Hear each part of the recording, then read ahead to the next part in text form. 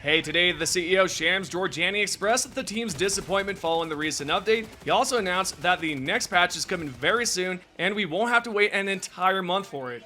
There's also a lot more we will be discussing as well. If you find the video helpful or informative, tap the like button below, subscribe, and turn on the notifications for all.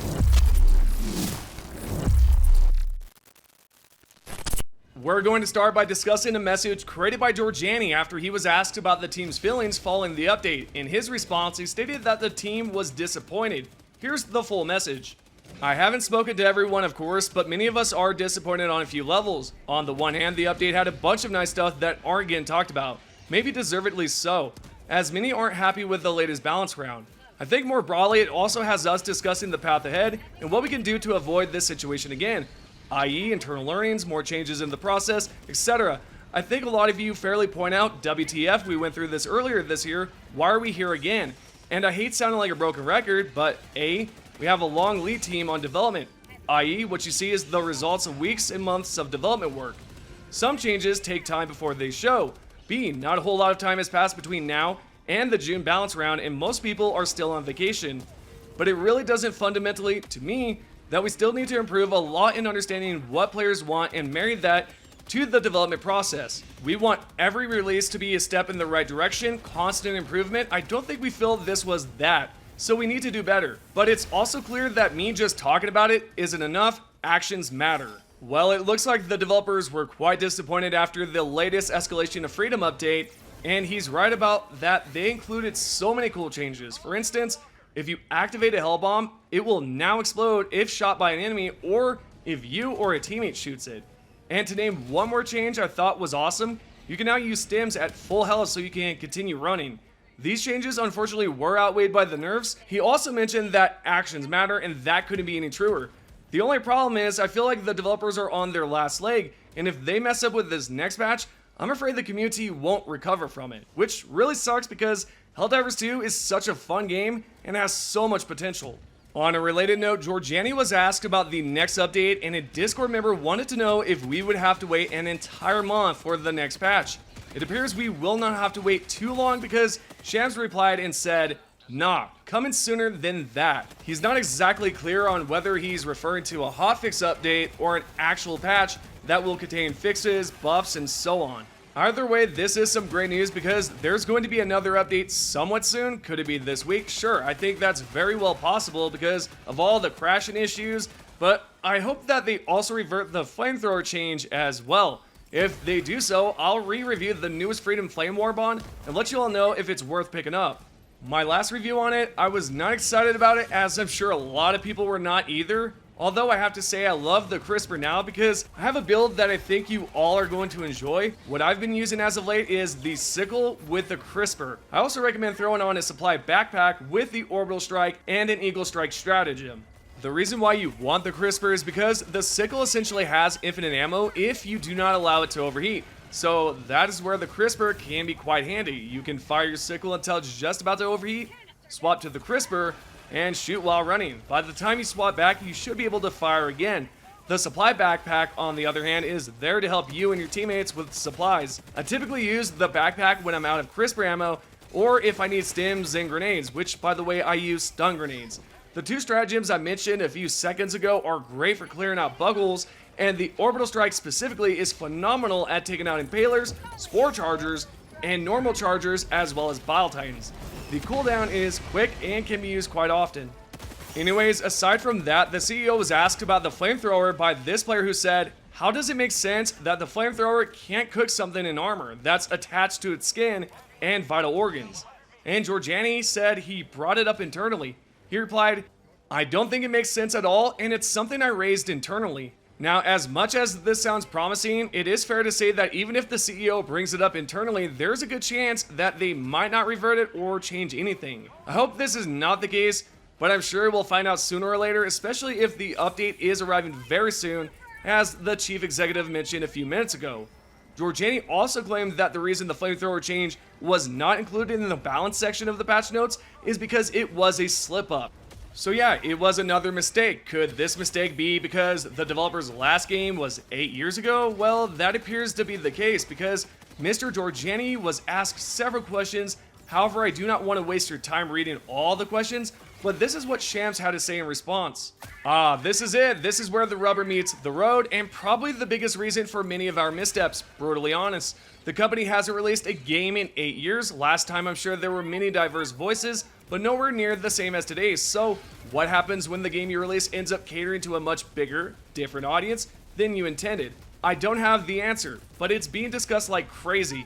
We want to make as many Helldivers players happy, of course, but we know 3 hours a week casual dads playing differently and want different things than the 30 hours a week CR 9-10 crowd. We haven't quite figured this out, and it's really new territory for us. This is a huge topic, but to me it's important that we really tackle it and be more transparent with you on how it's done. The CEO is technically not wrong at all to say this, because for a studio that has 100 plus employees that must figure out how to deal with 100,000 plus players at the time, it can be quite difficult and overwhelming, as I can imagine.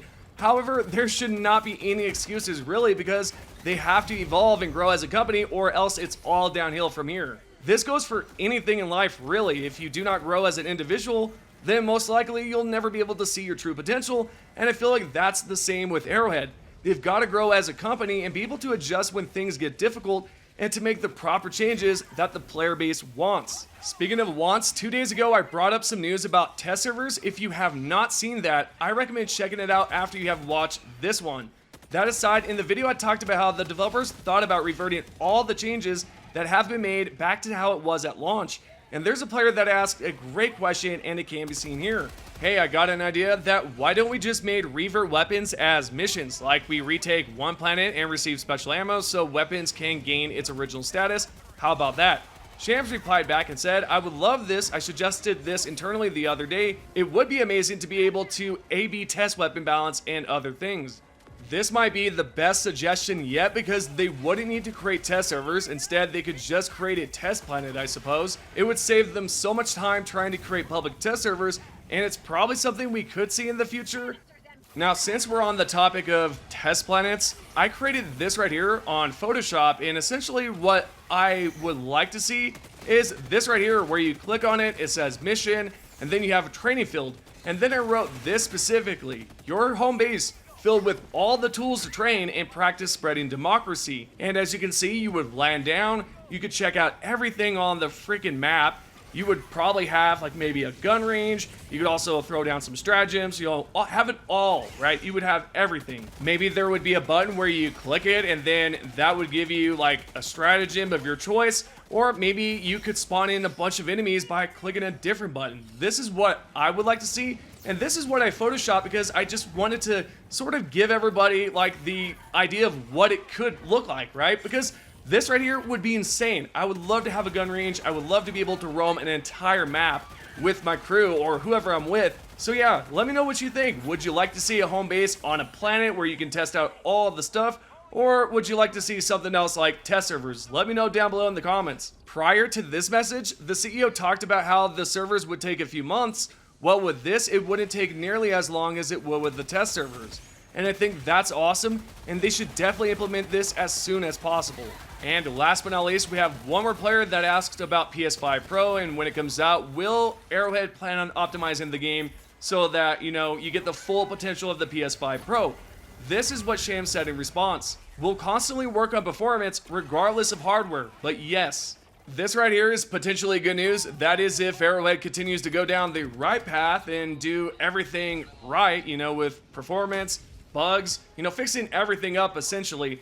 Not to mention, they also need to stop nerfing a bunch of stuff and need to just really listen to the players. And I think a lot of us have been saying that consistently, so hopefully that's what they do. And if they do that, then maybe we'll see some PS5 optimizations in the future, and I cannot wait to see that with the PS5 Pro specifically.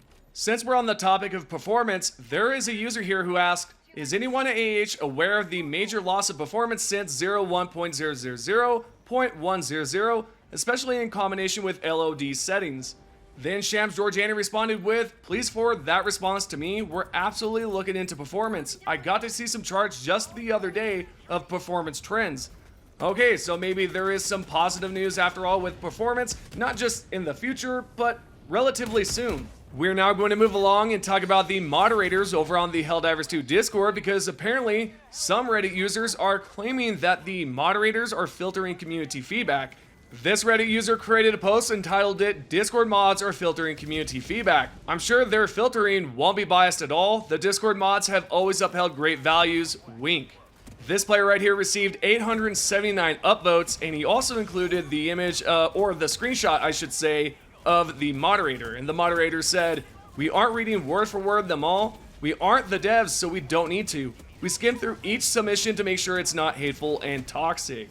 Now, this right here, a lot of players have been claiming that, hey, I submitted something and then I got banned, or hey, I submitted something and it was removed, or whatever the case was, right? Well, I have a good feeling that most of these players that submitted a form probably included something along the lines of F the developers, or hey, you guys need to get good, or something stupid, right? So I think that could very well be the case. But if you have recently been banned, or you have received some sort of warning due to your submission, let me know down below in the comments. We are now going to check out the new store items, because if you guys did not know, it just refreshed. We have the PH-56 Jaguar, which is not too bad, but I would say the passive is a bit disappointing. I do not see a lot of people rocking this armor, nor do I see the specific passive either. But the helmet, on the other hand, is well worth picking up. I always pick up the helmets because, I mean, really, there's no stats with it, so why not? And, you know, the drip, right? Now, on the other hand, I do recommend that you pick up this heavy armor right here, which is going to be the CE 101 Gorilla, and this one comes with the engineering kit, which, by the way, does two things for you. It will reduce the recoil by like 30% when you're prone or crouched, and not only that, but this will also increase your inventory, specifically your grenades, by 2. And the armor rating is just awesome, although you will have to deal with the stamina regen, which is not too pleasant. Me personally, I love these, you know, light to medium armors, but if I have to use something that's a bit chunky, you know, has a little bit of thickness to it, I would say the heavy armor right here is well worth picking up, because you can survive quite a lot of damage. So overall, if you would like to try out the Jaguar armor, you definitely can. That is if you have not picked up the War Bond, because if you have not, then definitely pick up this armor, because you can try it out. The CE 101 is definitely worth picking up, because of all the things I just mentioned. So definitely try it out and let me know which armor you're going to pick. Well, with all the information being said, this is your Helldivers 2 news. We're now going to check out the top 3 comments. If you guys would like to be featured in the next video, all you have to do is comment down below. The first comment is by Silly Cat Enjoyer 1. The devs act like weapon balancing is rocket science when it's just listening to feedback and maybe not nerfing everything. The second comment is by Lorcan2316. If Arrowhead had good communication once upon a time, they probably nerfed it. That's hilarious. And last but not least, we have Warp 000009, and this person says, quote, "Development problems, unquote, are usually, quote, leadership problems," unquote. So there's the top 3 comments. Thank you guys so much for watching the video, and I appreciate all the support from the last video. You guys checked it out, and that was insane. 100,000 views, pretty crazy. Thank you guys again for the support, and I will see you guys in the next video.